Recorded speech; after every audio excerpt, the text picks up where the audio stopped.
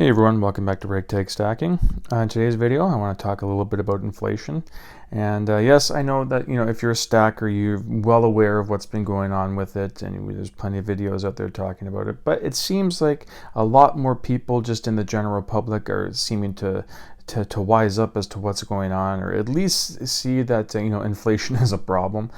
They actually showed the Google search word analytics, and they showed the search and the keywords for inflation have just gone through the roof lately on Google. So it seems like more people are hearing that inflation might be a bad thing. So it looks like a lot more people that not necessarily had their heads buried in the sand, but just weren't actively looking for any of this news or information, or just not thinking it was a big deal. It does seem that a lot more people are wising up, or at least being aware to what's been going on. As I said, that Google Trends for the search word there shows that inflation has spiked quite a bit over the last few months for people trying to get a little more educated, I suppose. That's what a lot of people use Google for, is to try and get answers. But yes, like I said, as stackers, we all know what's been going on for a while now. And I do like this article that I found today. It's on a website that I have done videos on before, because I do really like the way they present their stuff. It's on the Visual Capitalist, and they've kind of just gone over some of the categories, or some of the industries that have been hit the hardest with inflation, and they go over a few things as to why that is, why certain sectors are being hit harder than some. But yeah, they actually have a top list showing a breakdown percentage-wise of the categories that have been hit the hardest with inflation over the past year. So what I'm going to do now is I'm going to jump onto the computer and quickly go over this article. Okay, so this is the article here. It's on the Visual Capitalist. As I said, I really like the Visual Capitalist. I have done some videos on some of the different articles they've done before. They just do a really good job, visualizing, that's the name of the thing. But they do have some good infographics that they use to get their points across. And it's going down here. It shows the 12 months there, how the inflation has gone through the year. And then looking here, it says this is the CPI, the monthly change for the Consumer Price Index. And it says over the past year, the inflation rate in the U.S. has seen its fastest annual increase in over 30 years. So yes, that's what the CPIs look like over the past 12 months. And then it's down below here, they have selected CPI subcategories for that same time period. So just scrolling down here, they show some of the subcategories. And the one that stands out the most, like a sore thumb right in the middle there, is the gasoline. That is the one that has been hit the hardest. It's up 51% in that time period there. So that has to really suck for a lot of people that travel for work. I'm sure that you get like a per diem for your travel, or a stipend, or whatever it is, but I don't know if the per diem that you're given for your travel is going to be going up 50% like the gas is. It does help that you do get reimbursed a little bit, but is that reimbursed percentage that you're getting back keeping up with how these categories are going to be, how these categories are inflated? So it would be great if your reimbursement check keeps up with inflation. You say, oh, gas is up 51%, and the hotels and the vehicles there you can see are up a huge amount. So we're going to increase your per diem there to 30% of what it was. That would be awesome, but I really don't see that happening with a lot of jobs, especially in this climate. And then looking at some of the other ones there, beef, that's definitely something that I've noticed going way up when, especially on long weekends and holidays when you're going to stock up for barbecues. Definitely noticed that the steak and beef and all that was up. So there, bacon at 20% there. Used cars and trucks is at 26%. Eggs, I'm a little bit surprised. I thought eggs would be a little bit more. I thought most of the food categories would be up in the 20% or higher. But eggs doesn't seem like it's been hit as hard as, say, like the beef industry there. And another thing that's been growing in interest is just inflation as a whole in the public. You can see that they have the Google Trends topics here, And as far as like the keyword inflation, you can see just how much it has increased just in the past few months here, being in 2021 here. So that little dip right there, you can probably say is in the summer sometime, and now you can see it's gone way up heading into the holiday season here. So definitely inflation is on the top of a lot of people's minds. Along with the graphics that they have, the infographic things that they have, they do kind of have just like a full written out article underneath it as well. So I did skip down to that just to go over gasoline as to, why that one has been the biggest, by far the biggest increase here. And it says consumers are reeling as prices at the gas pumps are more than $1 per gallon over what they saw the previous year. It says simply put, rising demand and constrained global supply are resulting in higher prices. Even as prices have risen, U.S. oil production has seen a slow rebound from everything that we were facing last year, and as American oil companies are wary of oversupply in the market. Same with natural gas down here. It says compared to the previous winter, households could see their heating bills jump as much as 54%.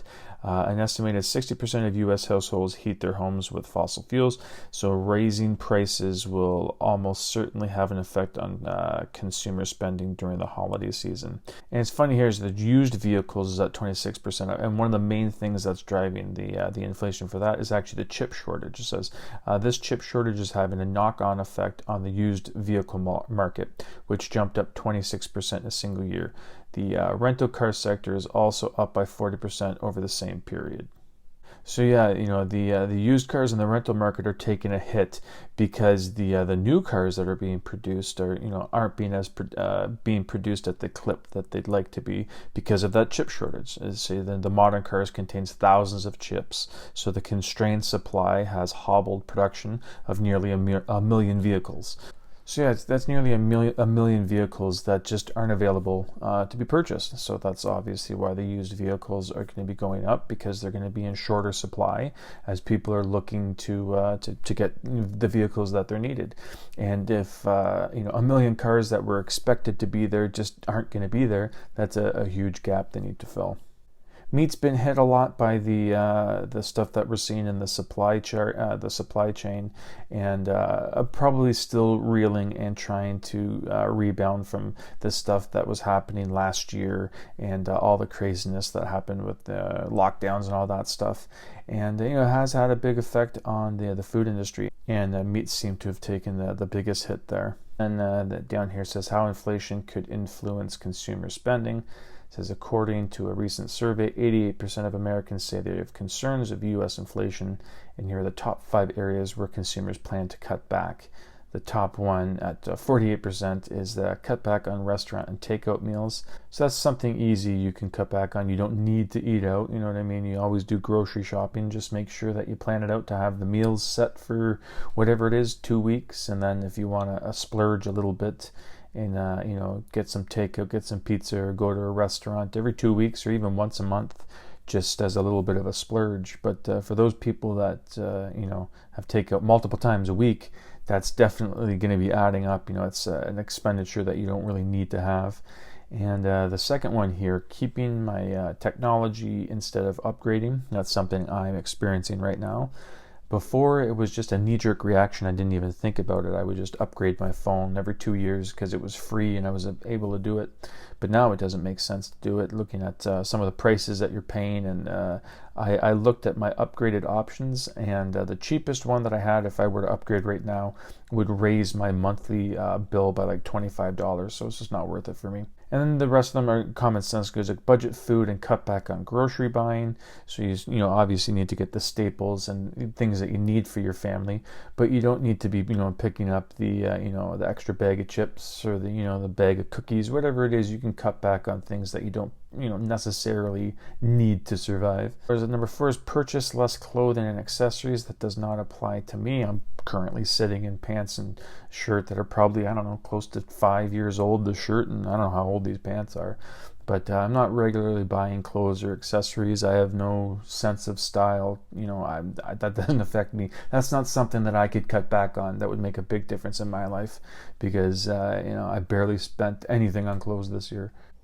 Son's a different story. My son is still growing, so that's obviously something that we're constantly keep having to get basically a new wardrobe for him every 6 months. New shoes, new pants, new shirts. So a lot of that is going to be affected. But I think that's counterbalanced by me not having to purchase anything or not having purchased a shirt in like 2 years. Another one's put off home repairs, renovations, and home upgrades. Unless it's 100% absolutely necessary, I can see a lot of people holding back on just a renovation that was something that you want instead of need. So you're definitely going to have to weigh a lot of your wants versus your needs. Not just with home repairs and renovations, but in your day-to-day life. That's something that you can look at is, do I need this or do I want this? The last one here is, will inflation continue to rise in 2022? It says, many experts believe the U.S. inflation will decelerate going into 2022, though there's no consensus on the matter. It says, improved semiconductor supply and an easing of port congestion around the world would help slow inflation down if nothing goes seriously wrong. That said, if the last few years are any indication, unexpected events could shift the situation at any time. And, for the near term, consumers will need to adjust to the sticker shock. So those are the main points that I want to talk about in this article. As always, I will leave a link in the description to the article here if you do want to go through the entire thing and read it yourself. So yeah, that was the article that I wanted to show you. And like I said in the beginning there, I always kind of rave about this website because I do really like the work that they do. They do a good job on the infographic. And then they basically have a full write-up of the article, kind of just going over point by point of some of the stuff that they use the visuals for. But some people aren't visual learners. I prefer it in most cases, but some people will just like to read a straightforward article. So it's the best of both worlds with the Visual Capitalist. And as always, they did a good job with this on the inflation and showing the different places where it's hit the hardest. Now, it's not a real big surprise with the gas going up as it is, but I didn't think it would be lapping the field like it was. It was way up into 50%, and second place was what was it? I think it was like 12 percentage points below gas. Like it wasn't even the same ballpark. So gas has been affected by far the most with this inflation, and a lot of the travel industry as well with the rental cars, the gas prices obviously, but hotels and motels, all that stuff has been on the higher end, the higher spectrum of the industries that were affected. They were in the high 20%. Meat as well, a lot of the food related industries were hit hard. But yeah, no, it's no surprise that inflation has been rough on a lot of industries. And 2020 is a new year. Hopefully that will bring some ease to what's been going on. Hopefully, I know I'm not very optimistic on most things, so I don't, I can't say for sure. It's like, oh yeah, it's all going to turn around because of this. I really can't say that because I have no evidence that it will. But anyways, let me know what you guys think in the comments. If you've been noticing inflation has been creeping into your life and you've had to account for it, say on budgeting for your groceries or just day-to-day life, the spending that you're doing, you're noticing you don't have as much to go around, and yeah, that's definitely something that a lot of people are feeling at the same time now. But anyways, that's it for today's video. Thank you so much for watching, and I hope you come back for the next one. Thank you.